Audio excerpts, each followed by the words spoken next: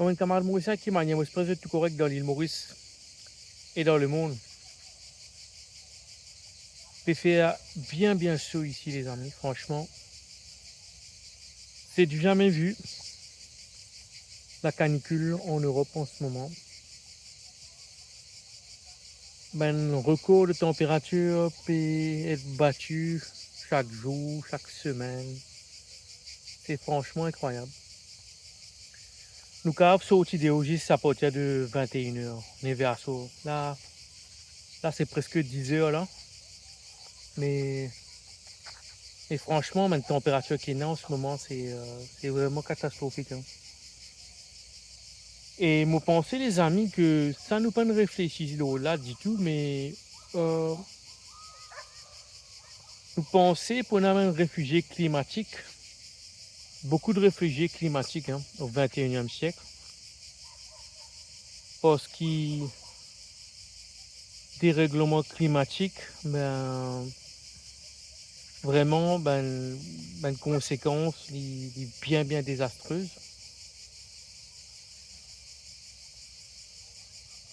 Et le monde entier qui est affecté avec ça, hein. C'est pas juste un petit pays comme l'île Maurice. Par exemple, en Europe, on peut écouter récemment, la pédia qui fait l'Europe subit de plein fouet le réchauffement climatique. Comme si c'est un maintenant qui ben européen, même pays riche, même l'Amérique, tout ça, depuis comment on se réalise ça, qui ne jette pas à l'abri du réchauffement climatique. Ben, si je prends depuis les débuts de l'ère industrielle pour nous venir jusqu'à maintenant, ben, ce sont les pays dits riches qui ont émis le plus de gaz à effet de serre dans l'atmosphère. Que ce soit par la combustion des énergies fossiles ou par l'agriculture. Depuis quelques années, là, c'est vrai que la Chine, l'Inde, tout ça, aussi peut émettre beaucoup de gaz à effet de serre. Mais si nous prenons le cumulé depuis depuis les débuts de l'ère industrielle au milieu du 19e siècle, les pays riches, l'Angleterre, la France, l'Europe, hein, c'est un charbon, comme le charbon, c'est une extrait, c'est une brûlée. Après, bien sûr, c'est le pétrole. Des millions et des millions de CO, de pétrole, de tonnes de pétrole ont été brûlées et des millions et des millions et des millions de tonnes de CO2 et d'autres gaz à effet de serre sont entrés dans l'atmosphère. Là, on peut dire, enfin, un expert peut dire que même s'il coupe tout moteur aujourd'hui maintenant et qui arrête de brûler le charbon, arrête de brûler le pétrole, arrête de brûler tout, mais ça va pour sens non, ni dans l'immédiat parce que le CO2, il y a un gaz qui est stable et il est capable de rester dans l'atmosphère pendant 10 000 ans. Ok, nous avons l'océan qui capture le CO2, nous avons même la forêt, mais comment se trouver, on a beaucoup de déforestation. Et quand l'océan absorbe le CO2, mais l'océan aussi devient plus acide et que l'océan aussi est réchauffé et qui conduit aussi à la destruction de la biodiversité dans les océans, les coraux, le plancton. Et comme le plancton, c'est aussi la base de la chaîne alimentaire dans les océans, tu gagnes poisson, ensuite baleine, tout.